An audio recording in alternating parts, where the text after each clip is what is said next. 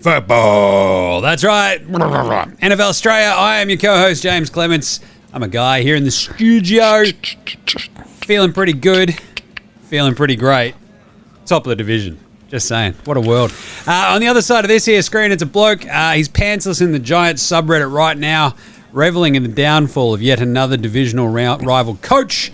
It is sometimes singing a band called The Ramshackle Army. He also might have scored more points today than his Eagles. He's my mate. He's your mate. It's Gaz. Gaz, what's going on? Jim, I reckon I've got a feeling that this whole podcast is going to take be on a downward slope with both of our teams being half decent. Usually there's one's terrible and the other one's, he's getting through. But yeah, of course. Now we're both doing all right. Although, today's a bit questionable. But yeah, I had a good week of football. Nice one. All right, this is our Week 10 wrap show. And I'll just say it.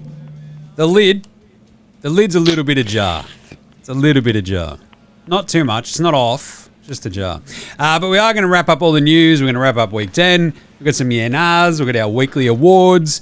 And then we'll do our Week 11 picks, etc. in Thursday's Week 11 preview show. The fact that it's Week 11 just blows my mind. I don't know what's going on. I'm confused by the passage of time, but here we are. All right. Without further ado, let's get into it. Episode 141 of NFL Straya. Let's go! Deal with it. Is this what I came here for? Is this what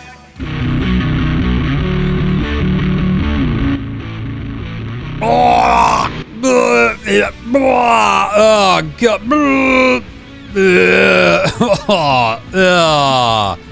Yeah, hi. I'm Thursday Night Football, and you're listening to NFL Straya.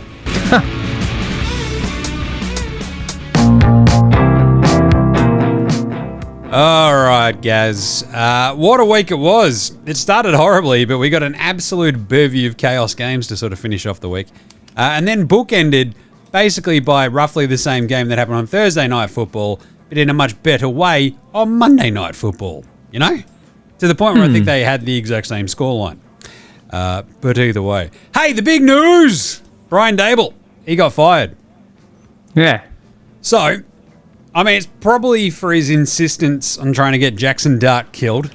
That and the 4 blown double-digit fourth quarter leads, and the fact that he's 11-33, and somehow they're keeping the GM, the dumb one who did all the dumb stuff that traded away. Just went, Saquon, we don't need you. Hey, he's fine. That's the third time they've done that.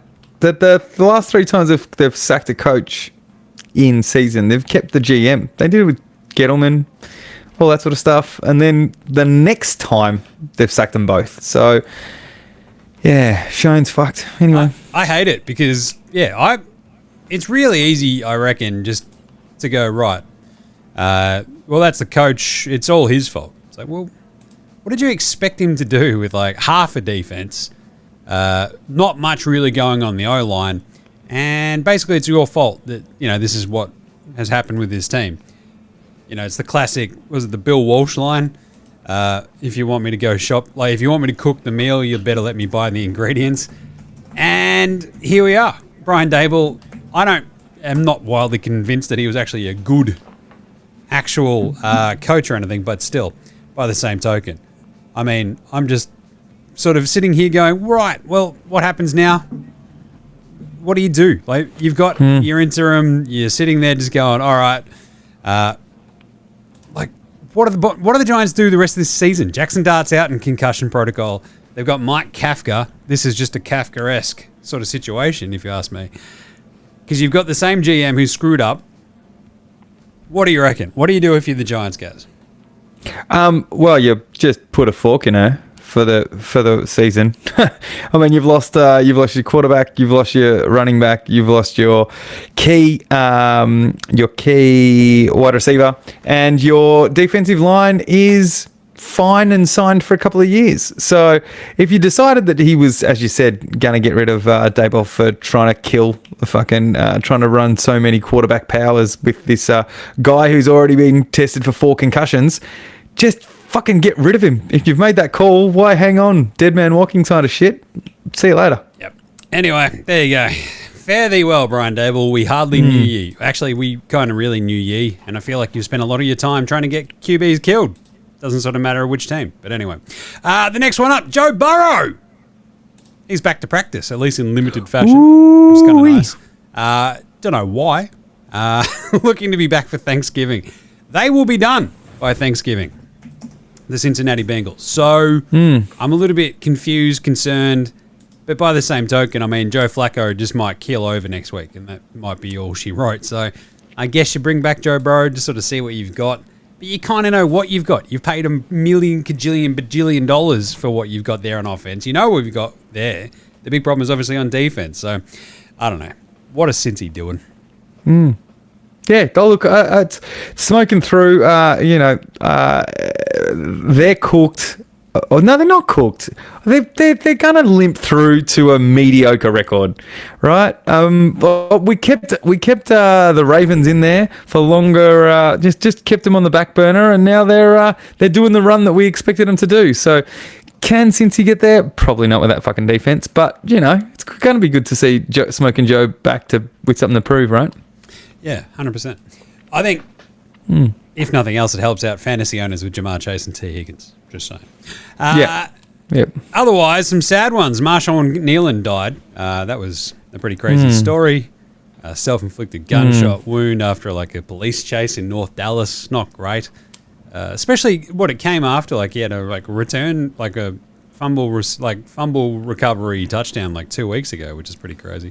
Yeah. Literally. Yeah, that week. Had also been dealing with, to the point where his girlfriend had called the police.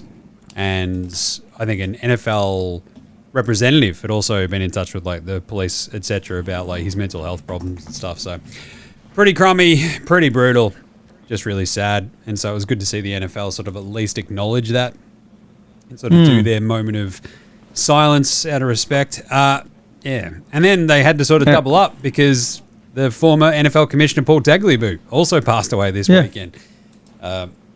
Struck down in his prime. At 84. At 84. But obviously, I mean, this is a guy who oversaw basically the NFL becoming the corporate juggernaut behemoth that it is now, right? Sort of laid all the groundwork for Goodell to kind of swan in and just be even more bloody-minded and even more ruthless. And, he didn't have to do all the hard yards. Tagliabue kind of did. So, everyone sort of was very sad about that too.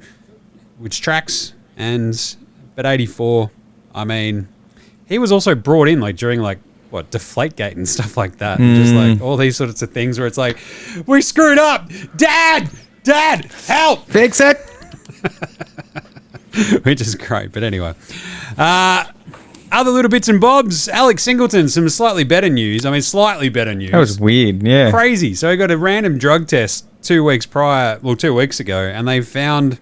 Basically, some blood work stuff there, or they just went, wait a minute, we should get this checked out. Turns out he had a testicular cancerous tumour,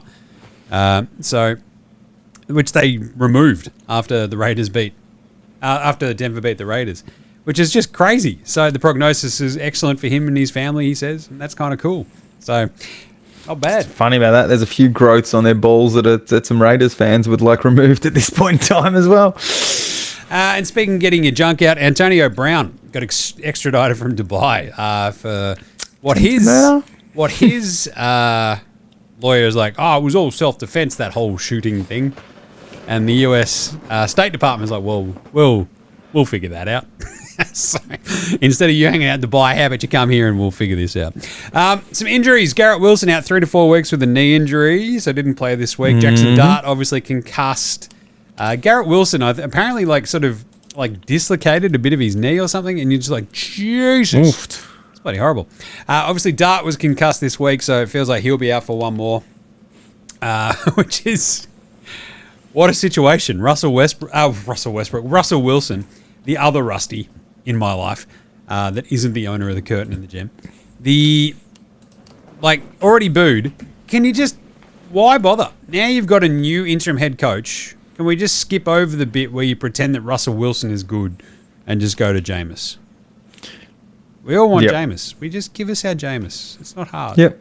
I don't ask for much. But and the other one, which was sort of came out today, was that Seahawks center Jalen Sundell is out multiple weeks with a knee injury as well, which sort of sucks because obviously Darnold's been really good this year, and it's because he's had really solid protection. They've been able to run the ball because of that as well. And it's like, that's pretty shitty timing for the Seahawks. But anyway, anything else there, Gary, that you wanted to hit on? No, not really. That's a good summary of the week. We should get into some games. Oh, the Commanders dude who punched Amon-Ra St. Brown as well got suspended just before too, which is kind of funny. Was that Payne? Darren Payne, yeah. Yeah. just flipping out. Great job. It was after he did the Trump dance though, right? Yeah, that tracks. Let's do some game wraps from the weekend. Week 10 in the bag. Las Vegas. That was a horrible game. 7, Denver 10. Bonex honestly sucks. What are we doing? That was a punisher. Like that was like punishment. I think you and I were both trying to watch it on Friday, and if you didn't watch it and you put yourself through the replay, then you've got all sorts of sadistic and masochistic tendencies because that was fucking gross and very, very difficult to watch. It's not even like one of those ones, Denver's defense was just dominant. It was just a horrible game of football. Yeah. It felt like karmic punishment for a lot of the really good Thursday night football games we've gotten this year. So, if this only happens once every couple of months, I'm fine. Like, that's all right. Like, for all the other good ones we've gotten this year, I'll deal with that. And we just don't really have to talk about it, apart from the fact that Denver, I mean, what are they, 8-2? Could be 10-0. You watch a game like that, and I'm just like, I find it really hard to take you serious. I really do. Yeah. Oh, look, there was the defense of Denver just kept early days. Like, I think they've had 6 sacks, and I think 5 of them were in the first half. So they just manhandled Geno. But then on the other side, Bonix could do like fucking nothing with it. It was just 3 and out. It was brutal.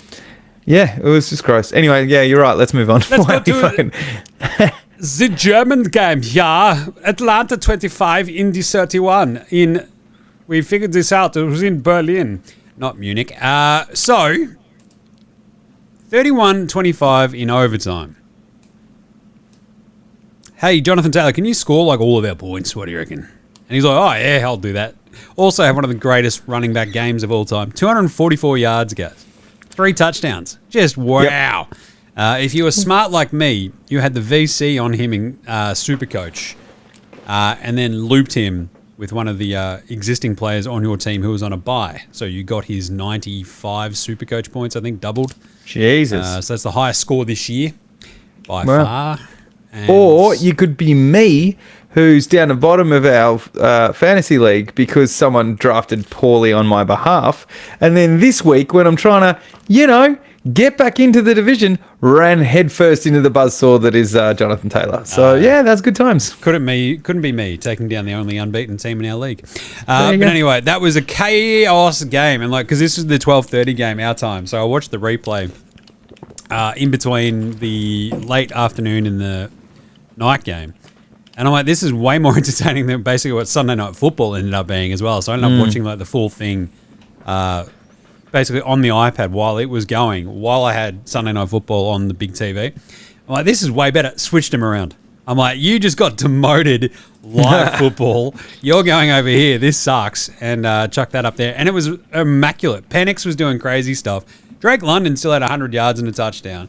They couldn't get Bijan going, really. Tyler Algier had like the 2 touchdowns, and it's like, this is what, again, a fantasy sort of problem. Or a betting problem if you had Bijan in a touchdown sort of multi or whatever, like me. But Algier gets 2 touchdowns in the red zone, sure. The big problem is Penix just looks out of control, worried, scared, running for his life a lot of the times. And it feels like sometimes we see QBs like that. And it feels like once they sort of get a little bit scrambly, like they'll be like, oh, it's okay now, I figured this out. Once he starts scrambling, it's, I don't know what I'm going to do. Like, it's like the worst tendency is like someone like Caleb Williams. But like you watch that Williams game this week and he had like all of his scrambles and stuff. Yes, there was a couple of weird chaos ones in there, but It feels like at least he's kind of got some idea what he wants to do. Feels like Penix doesn't. This was the Danny Dimes bloody face game. That was pretty fun. Oh, yeah. Smashed his had face. lipstick on. Yeah. Also, 3 fumbles, all recovered. So, everything Danny Dimes. What is it like? And then a pick. So it's like, what is it? Something ridiculous like 7 fumbles in the last. No, what is it? 6 fumbles in the last 2 weeks, That or something like that, and 7 turnovers or something. He's been super sketchy, but that's a great win for Indy. I mean, they just keep talk about like a team with a horseshoe up its ass. Like they've literally got a horseshoe as their logo, so this tracks again. They're 8-2, looking pretty great. So top of the AFC, you have these 3 8-2 teams, and I don't know. I only trust one of them. It's not these two that we've talked about. Jacksonville beat Houston. This was pretty funny. Because, wow, did the Jags jag this one, Gaz? 29-36.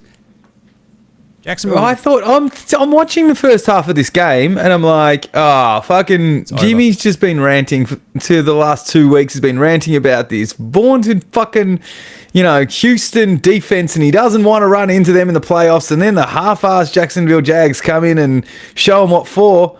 And then it was a different fucking last quarter, Jim. I was going to say different second half, but it was a different last fucking quarter. Just 26 points. Yeah, So, yeah. I mean, to be fair, it was like if you take away like the what they needed to end it, the touchdown to end it, it was like they were holding on for that 1 point, but it was doing enough. Like, fuck. So this was awesome. 17-0, right, for the Jags. They were crushing it, and then it was still 29-10 late. And then Houston scored 26 points in the fourth quarter. Yeah. I don't know. I'm like a little bit afraid of Mills Mafia. Just a little bit terrible. Woody Marks looked like he'd torn his Achilles or hammy and then came on and scored a touchdown. You're like, what the hell is going on here? This is nuts. And they scored 3 straight touchdowns in that fourth quarter. Then they had the fumble return to close out the game. Like the fumble return touchdown, which made it the 36-29. So I don't know, this Texans thing, like Daniel Hunter, Will Anderson, you just have these dudes and they're terrifying when it's like a game like that. Trevor Lawrence couldn't do anything. They had this run down in the back end of the fourth quarter where it's like, run, pass. Run, pass. Run, pass. Guess what? All 3 of them were 3 and outs. It was just horrible gear. So, I had the... in my other league, in the Dynasty League, we've got IDP, and I ran into JT in one league, and I ran into Danielle Hunter as the IDP for the other league, who just put up ridiculous stats because of his 3.5 sacks, 4 tackles for loss, and 4 QB hits to go with his 5 solo tackles, and you're like, oh fuck, I'm getting slammed here. Anyway, that was a pretty awesome game. It was crazy. It was very fun. In the end, because it felt like, as you said earlier, I was like, oh, this game's done, whatever. And then you're like looking back, you're like, wait a minute, what's happening? I couldn't do shit in that last quarter. Chicago 24, Giants 20. A little bit of snow in this one, which is very good. I'm like, ooh, it's November, it's cold. I don't know. So obviously Chicago is cold.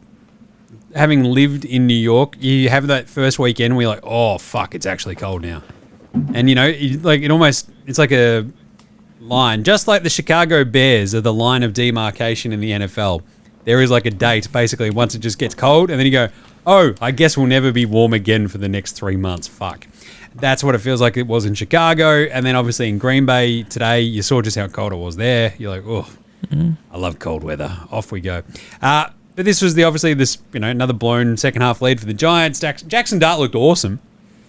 Yep. At times he was like cruising through. Like some of the hits he was taking, though, you're like, that just seems like a lot. You're not Cam Scatterbo, because his foot's still like embedded in the turf somewhere else. And like, then eventually he just caught one too many and was out. And now it's Russell Wilson coming in, getting laughed at, booed, everything. And Caleb Wilson. But it was it was a double-digit fourth quarter lead, right? So that was the thing, and then it's where it all came down to Daboll's like giving up the ghost, Q in the rack, 7 points up. Was it 4th and 1? And on 4th and goal from the 1 and kicked the field goal penalty, which would have taken it to the half-yard line, just because Rusty's in there, fucking still it's amazing. Pussy's out and fucking kicks the field goal, goes, it's all right, we're up by 10. Sure enough, writing was on the wall there, Jim. Two touchdowns. See you later. It's chaos, right? So Caleb Williams, I feel like this was like a perfect encapsulation of his chaosness. Because there were some throws where you're like, what the fuck was that? But then there was a couple of throws that were just incredible. And he had two like amazing ones, I reckon, that just got dropped by DJ Moore and Zacchaeus, right?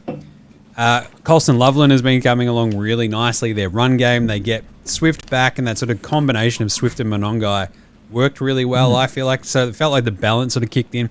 But by the same token, they were losing to the Giants heading into the fourth quarter. And only because the Giants this up did Chicago really kind of win. But at least you got like that little bit of hope. We're going to talk about Chicago again later, but anyone better than them probably beats them. But this is it. That's why they're the line of demarcation. So if they're shitter than them, they can beat them and they can come back. So this was a good win for Chicago. Baltimore 27, Minnesota 19. Lamar Henry, like, good to have them back and sort of looking okay if you're the Ravens. They couldn't really score, though. It was like a lot of field goals, and like they'd sort of just keep getting stopped by this Vikings defense. But then they'd fumbled kickoff, and boom. I think it went from 12 to 10 to 19 to 10. And you're like, aha! And then basically Baltimore just like ground them into dust. JJ McCarthy wasn't bad. Like, again, you know that you got Justin Jefferson. Just you can pepper him if you want. It's fine. Like no one's going to complain if you go to Justin Jefferson too much, I reckon. No. To the point where Jefferson ends up with 37 yards on 12 targets. You're like, Jesus, it's like, keep going. Just, I don't care. Like, but can you just hit him a couple of times? JJ has a couple of interceptions. He only gets sacked once. It was like this sort of weird mix. Wasn't too bad. A little bit of scramble for him as well. But I don't know. I think the biggest story for me is that Lamar looked pretty good. Sort of a little bit of scrambling from him. He ended up with 36 yards himself. And, you know, Vikings sort of fought back a little bit towards the end, but Baltimore held them off. I think the big storyline is that Ravens defense is getting healthy again. Yep. Right? Malachi Starks, I think that was his first interception. Their rookie, and Humphrey's back, and you know he's healthy, and they're just starting to get some of the old names on the Ravens defense are just starting to get a little bit more stable after the bye and ready to go, and that's what the Steelers didn't want to see, right? So you got Lamar back, you got a healthy defense, and now you know Vikings are in theory. Should have been. They're 4-5 now, but everyone was thinking a playoff team after the, whatever were they, 13-4 or whatever it was last year. And the Ravens took care of them, right? And this is what you expected from the Ravens at the beginning of the season, where they just weren't there. And now it's the run home where everyone should start to be shaking in their boots a little bit. Yeah, it's sort of like it's a bigger question about the Vikings when you watch both Danny Dimes and Sam Darnold be really good this year for teams that are really, really, really good. And they went, nah, we're fine with JJ McCarthy because Kevin O'Connell really just loves the kid. They hung out all last year. Is that? Do you think that was the best decision in hindsight? Anyway.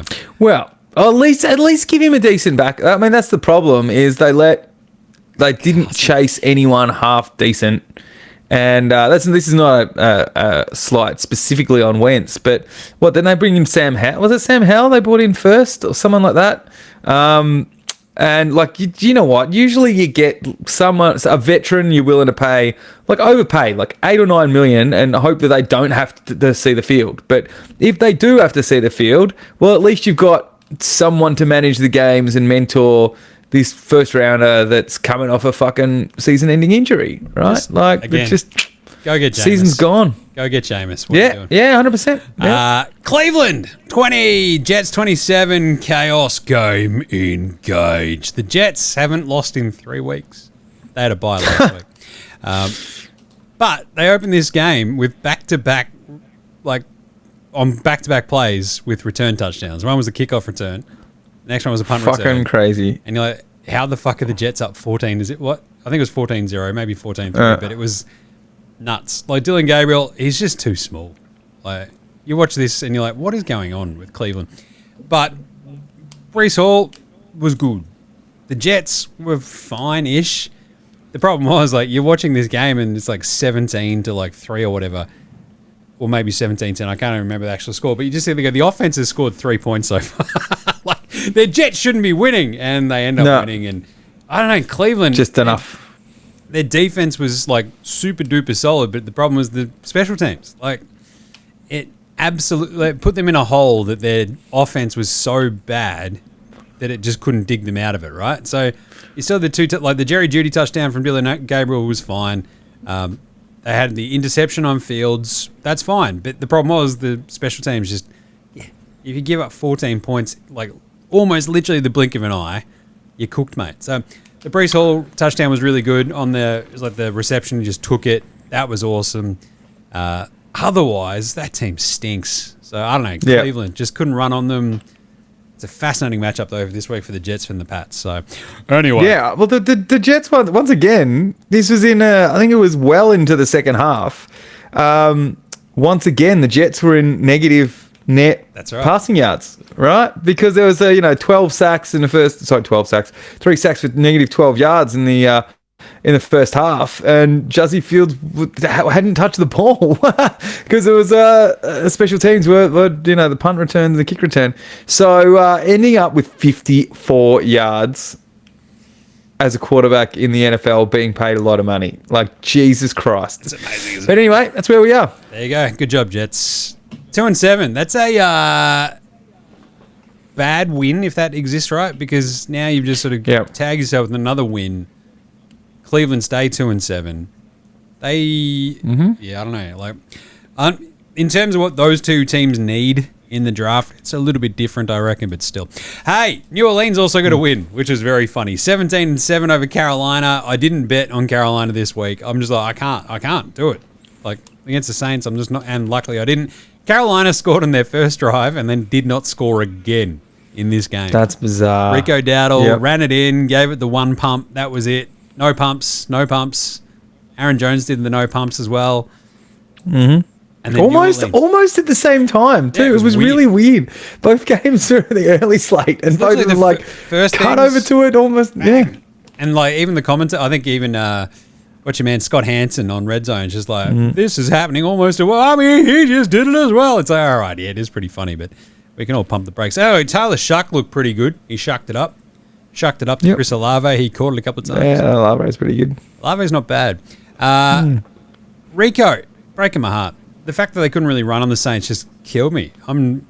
Was like, all right, if there's going to be one thing that they can do against the Saints, possibly just keep running Rico and Chuba in. No. And then it just all sort of fell apart. And they looked like dog shit. So, again, Bryce Young, too small. The biggest upset of the weekend.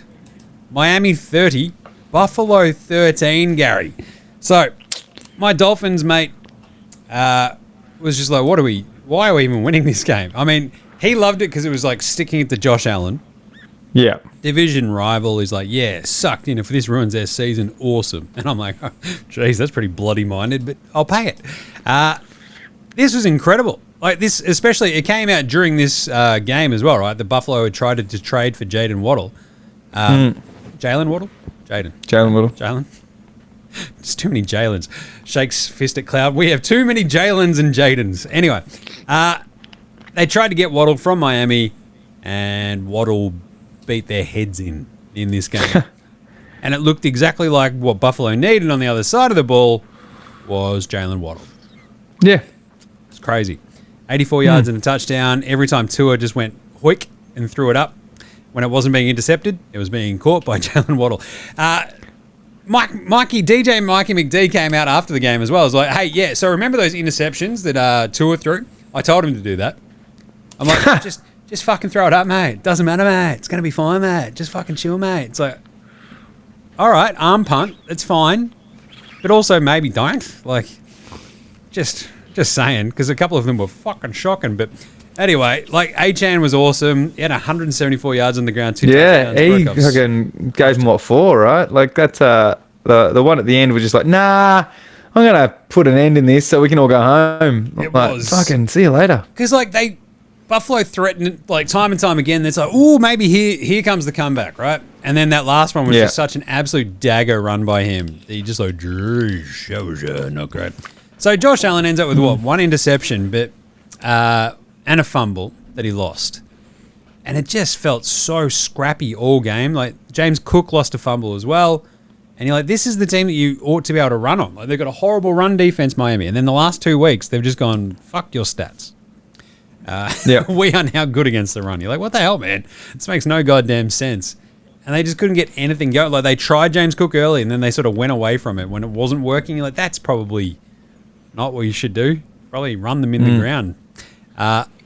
But I feel like the big problem, like, Josh Allen ends up with 306 yards. But the fucking lasting memory I have of this game is him just running around in circles. Yeah. Or around and round and round and round, round, round, and then finally has a completion. You're like, all right, I don't know if that is something that's replicable the rest of the game. And it wasn't. It was not. I mean, this is meant to be his like MVP coronation sort of game, and he was kind of shit. Like QBR of 28.7. It's positively Tua-esque. Like, jeez. Anyway, Buffalo 6-3, now staring down the barrel of like, fuck, how do we catch the Pats? Which I feel like is their natural state. So it's all good. Speaking of which, Pats 28, Tampa Bay 23. That was a good segue. Jesus Christ. What a win. Didn't expect it. Weird.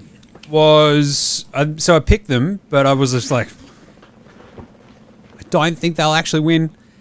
And that's now 7 straight. Pats are 8-2. The weirdness of this game sort of made me think, oh shit. There was a couple of worrying moments. 2 of them I'll give you guys. It was wet after it was beautiful and sunny. With the first drive for the Bucks, and they scored. They looked incredible. And then it started pissing down in rain. And I'm like, wait, does Drake May know how to play in the...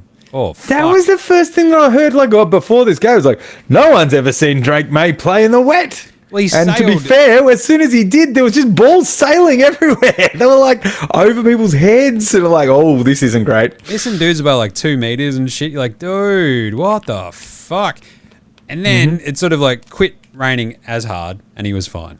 But then at the end of the half, because the Pats got the ball back to start the second half, Daboll's trying to be a bit smart. I love when he's a bit of a smarty pants. You might remember the time he completely fucking outfoxed Belichick. It was incredible. I mean, apart from the fact that we lost that game, and I believe it was in the playoffs. But the bit where he's like, we're going to burn this clock. It wasn't a purposeful kneel that we sort of used on a first down, but, you know, Drake May just sort of sat down. I'd sort of say that's not really too much. And it took them all the way down to fourth down, an amazing catch by Stephon Diggs to actually score the touchdown at the end. So thank fuck they did. Because by the time, like the second half, Trayvon Henderson just goes off his head. Absolutely fucking awesome. I'm like, that's the dude we were promised this year. I think I messaged you, right?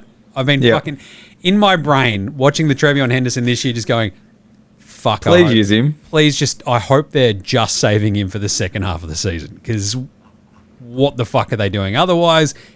And that's what this one looked like. Like, they still had some problems running the ball, but then he rips off these 2 massive touchdowns, including the one where he's looking at the sideline going, do you want me to, am I meant to score? Guys, am I, he's like so far ahead of these fucking defenders. He's almost like stopped to take a phone call. He's like, do you want me to score here or not? Like, what do you reckon? Goes in, and thank fuck he did, because we let Tampa Bay score basically quick smart. They had an onside kick. Diggs got fucking nailed on the reception on the onside kick as well. I'm screaming at the 2 squids to get out of the road of the TV as this is all going on. But there was like some pretty other worrying Pat stuff, but the fact that they still fucking won this, I'm just like, this is great. This is like soft schedule. It's like, yeah, but the teams that are good that we've played, we've beaten now. Buffalo, Tampa Bay. Like, I still reckon we should have beaten that fucking Steelers team in week 5, whatever the fuck that was. Week 3, whatever. Anyway, Egbuka sunned the secondary. The secondary is still a bit of a problem outside of Gonzalez, but the run defense is still fantastic. I think they did let Sean Tucker get to 50 yards, though, so I think that streak is over. But breaking that record, Otherwise... But, I mean, you still have to think, like, Tampa Bay, look, on the flip side of that, like, you are a decent team. It's not just look at what they are. As you know, they're surprising everyone, and now we can just admit that decent opposition. And Tampa Bay still, with all of the injuries, still keep putting up a fight. Like Baker walked away with 273, 3 touchdowns, no interceptions, without Godwin and fucking Evans, and without Bucky Irving still in there. And so they got 3 major weapons out on offense. Buka's keeping them in shit. Rashad White's doing his best, but he's no Bucky Irving at this moment. And so if they can get back, if they can stick to this, look, they're going to win that division. Who the fuck else is going to take them on? So if they get some healthy dudes back at the right time, then these playoffs could be really interesting for the Bucks. Could be. I don't know. Baker just sort of feels hurt to me. I don't know. He's not quite as spry as he was earlier on in the season. Like another quarterback that I'm going to talk about in a second. Hey, Arizona got absolutely shit pumped by Seattle, 44-22. That's not even close to how much of a shit pumping this was. It was 35-0 in the second quarter. It was an absolute laugher. Literally, like JSN out of the gate, as per usual, and then back-to-back like defensive touchdowns. You're like, oh, this one's over. And it was. Yep. Yeah, so maybe all of that love, maybe the reason why Jake Brisket is a fucking lifetime backup is because he's not a long-term starter, Jim. Get all the good value out of one game. It's all the positive vibes and like, hey, how good was that? High five, you got us over. We're going to name you the starter. The very next week, back to reality. This is almost exactly what happened when he was the mooted starter for the Patriots. Last year, I think he played 8 games in the end. But yeah, it's just like the wheels fall off and you're like, yeah, nah, not it. We love you. Seem like a good dude, but anyway. Yeah. Seattle look unreal. Defense is fantastic. They're rocking. All of these late afternoon games are a bit of a laugher too. 42-26, the Rams kicked the shit out of the Niners. Very nice. Love to see that. I think that's 25 passing touchdowns now for Stafford, who I think has jumped into the lead of the MVP candidacies right now. Yeah, he's on target for something like 47 touchdowns or something like that. That's fucking ridiculous. It's not bloody bad. Adams just keeps catching touchdowns. Like, that's pretty cool if you've got him on your fantasy team, like me. Puka's just also... What did he end up... He ended up with 64, but the touchdown as well this week. They kind of just were able to chill entirely in the second half. Like, it was crazy. It's like 21-7 in the first half, and then away they went. San Francisco, like, Mac was fine, but just... he still had 300 yards and 3 touchdowns, but the interception, fumble from Dwan Jennings, like, it just really hamstrung them. And Kyron Williams ran into, and, yeah, Rams are fucking terrifying. Yep. Detroit 44, Washington 22. This was a laugher as well. Just woof. It's amazing this is the same score line as the Seattle Cardinals game, but yeah, it's 25-10 at the half. Game over by halftime. Like, Gibbs was just off his fucking head. 142 yards, 2 touchdowns on the ground, 1 receiving. He was unreal. Montgomery just sort of went in and spelled him at times, and Jamo came back with a massive game for Jamo, and you're like, that's good. Like, get go. And obviously, as we said, like, you had just like dudes on Washington, a couple of your veteran guys just like doing dumb shit and fucking up. Good job. And you also had like booze coursing out of the stadium, which is pretty funny. Last 2 games, Pittsburgh 10, Chargers 25.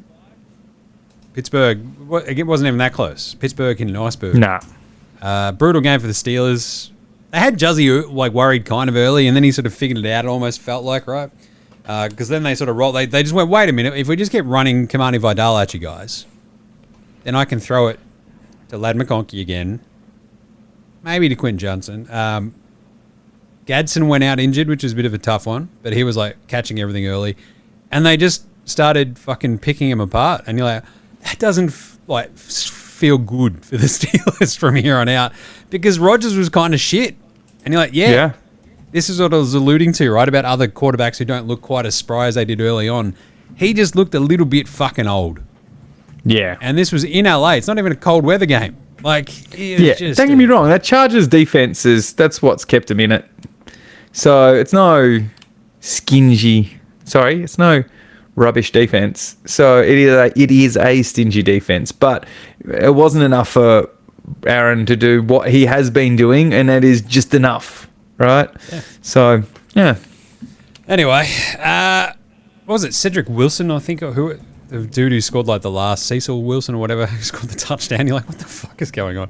Anyway, final game of the week. It was Philly Green Bay. As I said, bookending the weekend of football with the exact same 10-7 game is just crazy.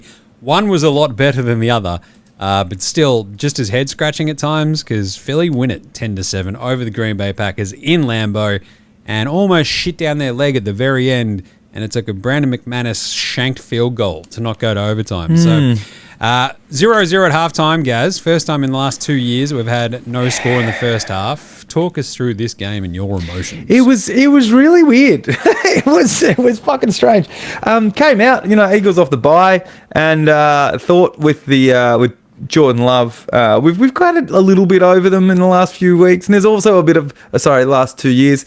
There's also a bit of spite within the tush push, and guess what they did in the first drive, Jim? And guess what they did?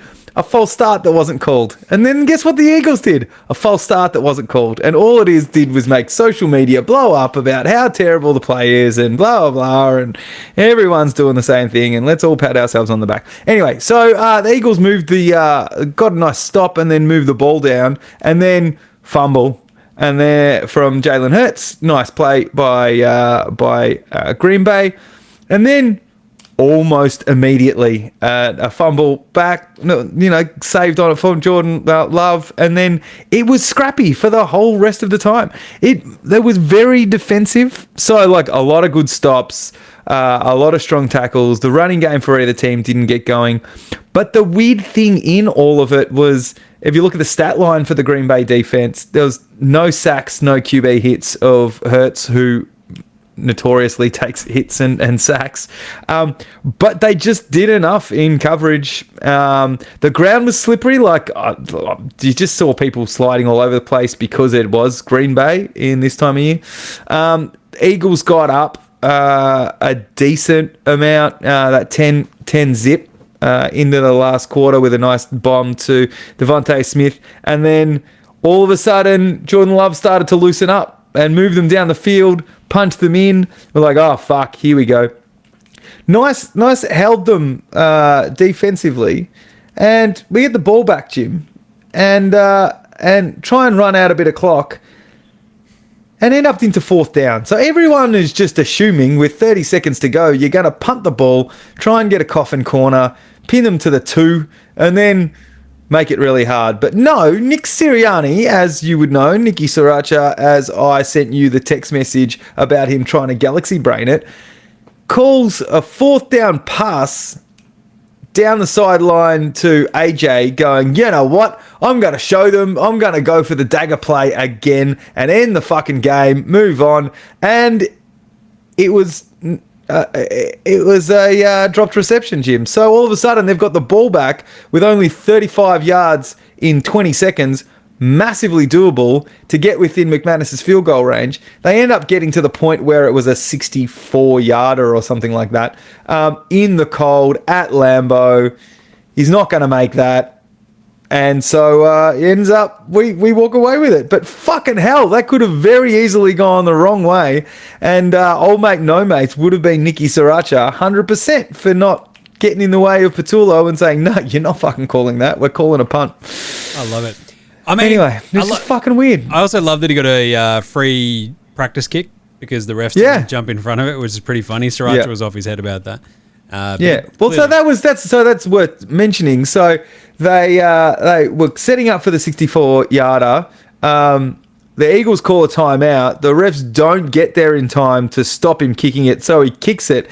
They realize that he's about 5+ yards short, and they've got 5 seconds on the clock. So they move the offense back out there and have Jordan Love try and throw a quick out to at least get another 4 yards with 2 seconds. Gets to 2 seconds on the clock, but it was incomplete over the receiver's head. And then all of a sudden they're back exactly where they were with 3 less seconds, trying to kick the same kick, and that's where the shank came in. Yep. So it was way more entertaining than the fucking Raiders Broncos, because there was actually shit happening. And the defensive line, the guys who we picked up in the off week. Jalen Phillips in his first game for the Eagles was fucking awesome. Micah Parsons was great. He didn't get in this on the stats, didn't get any sacks or anything like that, but he was chasing Jalen around all over the place. He was on his toes. So anyway, 7-2 for these Eagles, and a 4-game lead in the division. And then all of a sudden, the Packers are not so much that Super Bowl favorite that we had them in week 1. Exactly. Talk about them again in a second. Nas for this week. Daboll deserved it, Gaz. Nah. Yeah, he was definitely, mate. Well, 4 seasons in a row. You make the playoffs and make Coach of the Year, and then the next 4 seasons are at least 2 and 7. Like crazy. Brutal. How he didn't get it? Didn't get the bullet. Like literally, it was the. You get a first-round quarterback, and it buys you some time. But even that, couldn't get him enough this year. Well, as I said earlier, it's because he keeps trying to get his QBs killed. Like this happened with Josh Allen, and it's now happening with Jackson Dart. It's like I don't want him near any QB. Like that's horrifying. Speaking of which, Bills, are they just not good? They've lost 3 of 5. They're kind of a mess. All of those fumbles. But I guess more pertinently, do you believe they're actually a Super Bowl contender at this point? Yeah, no. I think we're in this point in the season where everything's getting a bit clunky in the middle. People are a bit banged up. People are getting they're not hitting their straps. There's a few teams that are getting right, like the Ravens. There's a few teams that are just hitting that little patch. We've had a couple of little snafus from the Colts. Let's see what Danny Dimes is playing. The Bills are a little bit sketchy here. We've got Tampa Bay, who are a contender but banged up. 2 weeks is a little bit, 2 to 3 weeks is a little bit on the nose, but we'll see what happens in the next couple. Who have they got this week?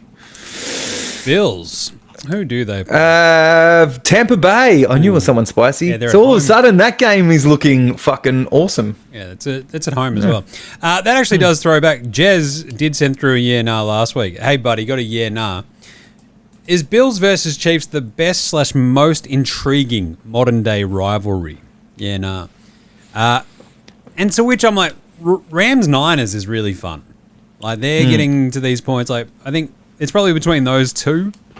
Because in terms of modern rivalries, like Bills-Chiefs, it feels like every time, it's like Bills is like, this is our year in the playoffs, and then the Chiefs go, shut up, idiot, and beat them, which is pretty funny. And it almost sort of rolls in this point, well, is it really a rivalry if the Chiefs just always win in the playoffs when it really matters? Whereas at least Rams-Niners, I think it was so lopsided for ages, and then the Rams sort of have gained more of the ascendancy, and it sort of flipped a little bit. I think that's probably one of the better ones, right? Are there any other ones that sort of stick out to you? I think, to be honest, Eagles-Packers is pretty fun as well, because those two teams. Yeah. Well, that's got spicy. Yeah, and I'm excluding division rivalries here. Yep. But obviously there's the Eagles-Niners, because they've come, NFC Championship games. And the same thing's going with the Vikes. Eagles, right? Because we had that one where we had to play them at home. They've come to our home in the NFC Championship games in the 17 Super Bowl and decided to do skull on the Rocky statue and put a jersey on that backfired. There's a few of those little ones. What was I gonna say? Lions Niners are starting to get a little bit spicy when they're up. There's a few that are perennial contenders right now that you can see some of these. I guess that's what makes the Chiefs Bills rivalry, is because they are both perennial contenders. You would think that same thing with the Ravens, but they always have the down season every couple of years usually because of injury, not because of talent. Yeah, I would say that Bills Chiefs is probably the biggest, most consistent, because of some of the off years that we've had from either the Rams, where they've had a very quick rebuild, or the Niners when they have that half the team on IR season. Yep. Whereas just the Bills Chiefs just seem to both always be there. Always delivers. Hey, is Chicago good, or are they still just my line of demarcation? Does that still ring true? Yeah, no. Well, yeah. I mean, they almost shit the bed against, they were losing by double digits against the team that's just fired their coach for valid reasons, right? Like any other team would have kept him away, kept him at arm's length, but it was fucking Brian Daboll and that Giants team. So yeah, they could have lost to a way worse team today or this weekend. So yeah, they are just that middle of the road. Ben Johnson's offense is starting to click. First year, getting more plays, as we've spoken about, longer and longer play sheet. Next year is when it all clicks, Jim. Yeah, I like that. The thing is, I feel like I look at the NFC and, yeah, they nearly lose to the Giants. But there's also, because they're currently, I think, 6th, right? So they're 6-3. Because the Packers lose, they're 5-3-1. They've got the same record as the Detroit Footballing Lions at the top of the NFC North. And all the other teams sort of below them, you're kind of like, oh yeah, Packers are probably better than them. Are the Niners better than the Bears? Probably, but they've got no dudes left. They're probably better than the Panthers. I think they play Minnesota soon as well, and that's going to, I think it might be this week. Yes, it's this week in Minnesota. That's going to be a fascinating and probably the best game of the week, maybe. Anyway, I think they're good-ish. But I reckon they are the perfect line of demarcation. Simple as that. But 6-3 looks pretty nice. So good job for your first year. Hey, should my lid be ajar for the Patriots? 7 straight wins. I don't like to count other wins ahead. 8-2 though. But for the next 3 weeks, they have the Jets, Cincinnati, and the Giants, which isn't exactly a murderer's row. They have the bye. Then they play Buffalo again at home in Foxborough because we beat them in Buffalo. All I want now, though, I don't want the lid to be off because all I want them to do for the rest of this fucking season is just make the playoffs and don't get Drake May hurt. Some of the shit that he still sort of cops every so often, you're like, fuck, Jesus. He's the only reason you're in these games on offense. It's not Travion Henderson. The defense is fantastic against the run. It's being shredded otherwise. I don't know. Just protect Drake May. Who knows how far they're fucking going to go. Just make the playoffs. That's a hugely successful season. They've already, I think, gone over their win total over-unders. It's either 7.5 or 8.5. That's awesome. Oh, it would be, yeah, for sure. Yep. What do you reckon? Should it be a jar? Yeah, mate. Who are you against? Think about this. I think put it that way, right? Don't think about what you're aiming for in your first season. Think about the Chiefs are vulnerable. The Bills are vulnerable. You've already beaten them. The Ravens are a couple of injuries away from returning back to where they were. The Denver is sketchy from week to week. The Steelers are barely passable. Who's undefeated or who's not beatable in the AFC? Yeah. The Chiefs still just scare the shit out of me. I reckon they're just going to win. Of course. Anyway. Yeah. Good Bloke of the Week award. Who are we buying a beer for this week? Rico Dowdle getting the 1 pump, 0 pumps. Aaron Jones doing the same. I enjoyed that. The good bloke might actually be Keegan Michael Key, who called in to the Panthers during the week and donated $15,000 to Rico's charity as well, which is pretty cool. But also did the this is how the rule is, no more than 2 pumps, and off they went. Enjoyed that. That was very cool. Buy Rico a beer. Buy Keegan Michael Key a beer as well. Gronk is going to retire a Pat. Oh. So they're expediting this because I think once he's Hall of Fame eligible, etc. I think that's when Robert Kraft was going to actually sort of do all this sort of stuff, but they're going to expedite that. I think he had he donated $1.5 million to a playground in Boston as well. So they're like, geez, so that's literally just good bloke.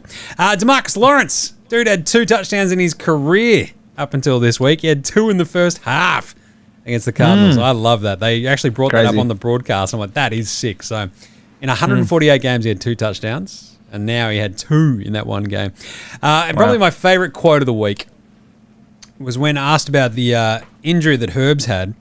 Asked about an update. He said, I do have an update on his physical status. He is still a beast. I love Jim Harbaugh. I just love it. That's just awesome. That's just gnarly gear. Yeah. Any other good blokes you want to add? Nah, I think it's saving it all for the flogs, mate. Right. It's there's been a few. Couple of flogs. Russell Wilson, old mate, no mates. Getting booed as soon as he comes in. Still amazing. On the road in Chicago, getting booed. That's incredible. The Minnesota O-line. 8 false starts this week. That was all mate, no mates, because there was like this weird combination of whinging from everybody to the point where John Harbaugh came out and was like, yeah, no, we didn't cause all that. You guys did. You can bitch and moan all you want, but you were the guys who false started. We're okay over here. You worry about your own stuff, right? Which is pretty funny. Good on you, John Harbaugh. And then outside of that, who else did I have? Oh, yeah. The Lions OC, offensive coordinator no more, John Morton. Dan Campbell just went, yeah, nah, that's my job now. Blow it out your nose. Sucked in. And just basically kicked him to the curb. And you're like, that's just pretty unfair. But anyway, good on him for taking all the credit for an awesome, explosive, massive win over the Commanders. Good job there. Dan Campbell for kicking your man, John Morton, to the curb.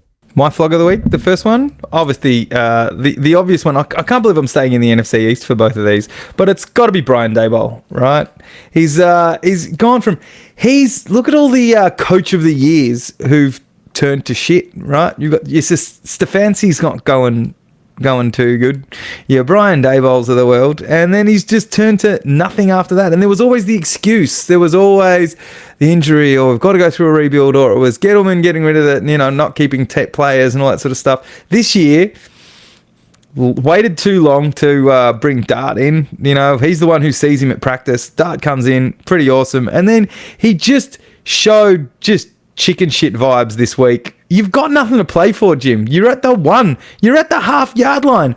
Punch the bastard in and pack it up, go home, and at least show some pride. Because a couple of weeks ago, with the big win of the year where you took out the Eagles, there were all of these vibes around New York. It was all the kids coming in and even the Eagles said, these guys are causing chaos in terms of just the vibes that they bring at home, how much they've got this crowd pumped. And within 2 weeks, you're fucking done, right? So, him.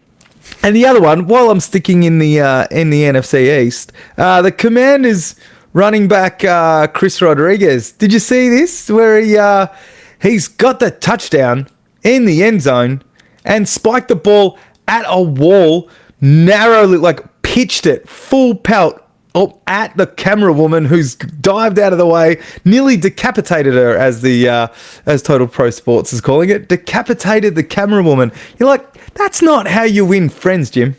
You're already down. Well, I think they were down. They just scored. It was 22-3, and that took them up to 22-9. But you're convincingly down. You don't take out the fucking staff on the sidelines. I'll pay that. I guess one of the other good blokes as well, Jalen Phillips and Sauce Gardner, having just been traded.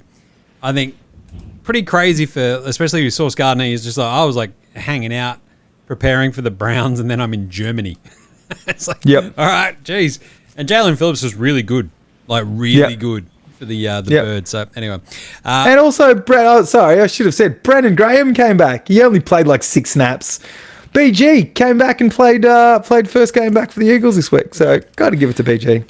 Nice. Obviously, all the Commanders dudes who were just punching Amon-Ra, which is fine. Have a crack. That's all right. Just seriously, what a...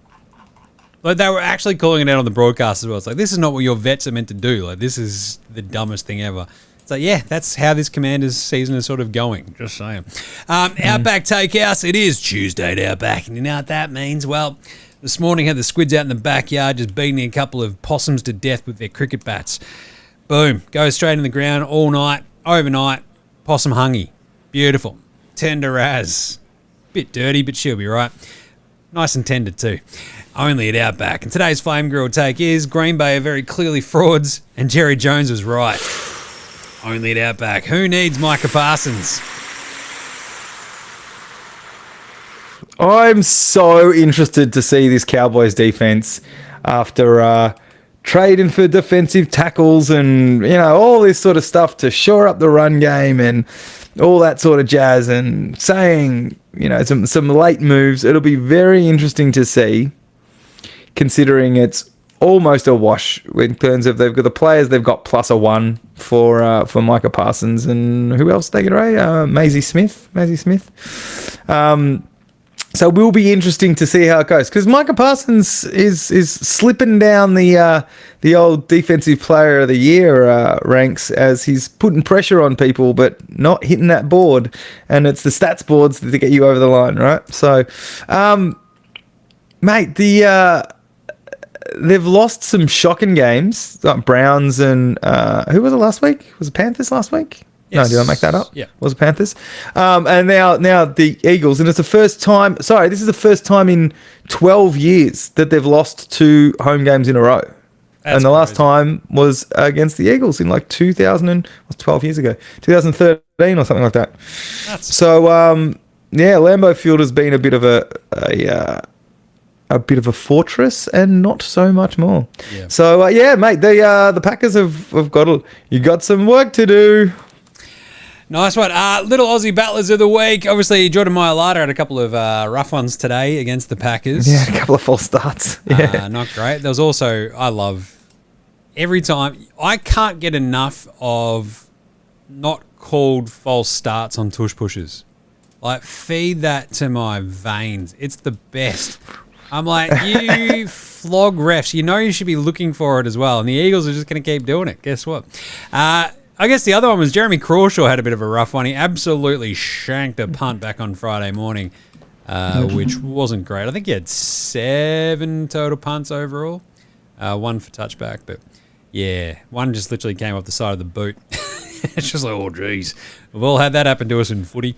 Otherwise, bit of Captain Fantasy for this week. I'll tell you what, Gaz. You better be listening to Jim Does Supercoach.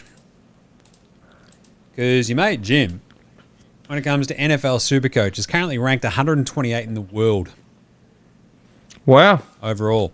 I was ranked 87 this week with my score of holy shit 654. So I'm doing something right. It was a good turnaround from last week, which is a bit shocking. But 128th overall out of 32,724 teams. So thumbs up to your mate Jim. And on top of that, in our fantasy league, the NFL Straya Legends League, I took down the unbeaten Tavis. That's right. Not all heroes wear capes, Gaz. Some of them have red beards as well. Like, there you go. That was an amazing, like, run by me. He obviously, poor Tavis, I think, just copped one of those random, just crummy weeks. He's 9-0. Now 9-1. But copped a Bo Nix, Barry Crocker shocker. Also copped the Cleveland defense not being able to stop the Jets out of nowhere. AJ Barner scored 0.3 of a point. And even Rashid Shaheed didn't do much for Seattle because on bye he had Javonte Williams, Travis Kelce, Rashee Rice, Garrett Wilson's injured, Justin Fields, he didn't start, didn't score that many points anyway. So yeah, I managed to get up, which is pretty good. Very happy with that because needed to win. So basically stay up the pointy end. How did you go, Gaz? Oh, rubbish, Jim. As I said, I've got the Rico Dowdle Chuba Hubbard double in there at the moment and needed it and ran into Jonathan Taylor. So that whole fucking quiet week for the Panthers running backs, and JT went off his head. So that was me. I'm done skis. And I think Jez has now lost 3 straight, looks like, with his Dak Tour team. I think he got beaten by Josh this week, the Bears in Purgatory. There you go. Yeah, but anyway, good stuff. It's getting very, very, very competitive in the NFL Straya Legends League. But there you go. Good stuff. All right, that's it for the wrap show for this week. We'll be back on Thursday for the bit where we do all the picks. And that's, I don't know, going pretty well. I think we managed to split them this week because I had Green Bay, so I think we went 2-2. So I think, yeah, I haven't actually updated that last game. What did you change? Because we only had 3 different last week. It was Pats in the end, I think, for the... I want to say Pats for the Friday video. Okay. Yeah. There you go. Which is pretty fun. So good job by them.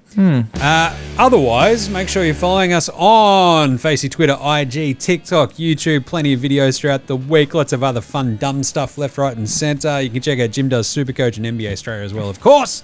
Rate, review, star, subscribe across all of your podcast apps, wherever you listen to stuff.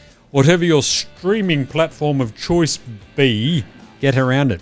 I believe the Thursday show is also a video podcast on Spotify, so keep an eye out on that one. Very nice. Big thanks always go to House Hats for the intro and outro song. They rule. And yeah, there you go. Gaz, what are you going to plug? Nothing much except for cheesesteak tipping, as always, every week. Gino's getting back in there. There was a post this afternoon. I know he tagged us in it, but I haven't read it yet. So, yeah, by the time you've got a couple of days to get your tips in. Obviously, when we do the tipping show on, when's that? Thursdays, you'll be able to ignore everything that we say. Although Jim has won 2 cheesesteaks in his in this season. And get your tips in.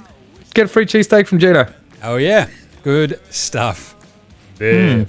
All right. Well, that'll do us. We will catch you on Thursday for the Week 11 Picks and Preview show. It's a quick little hitter, so go check that out. All right. We'll catch you then, you dickheads. See yous. Later, hosen. I've been broken. I've been stripped. The flesh